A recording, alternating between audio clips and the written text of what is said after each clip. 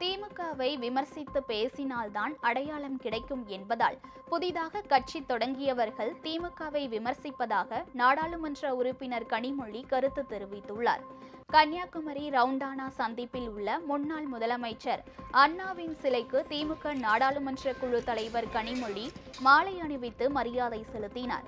பின்னர் செய்தியாளர்களிடம் பேசிய அவர், அண்ணாவழியில் தமிழகத்தில் ஆட்சி நடைபெற்று வருவதாக பெருமிதம் தெரிவித்தார்.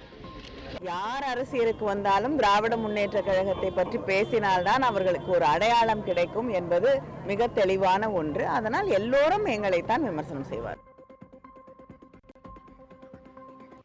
இந்த நிகழ்ச்சியில் அமைச்சர் மனோ தங்கராஜ், மேயர் மகேஷ் உள்ளிட்ட ஏராளமான அதிகாரிகள் கலந்து கொண்டனர்.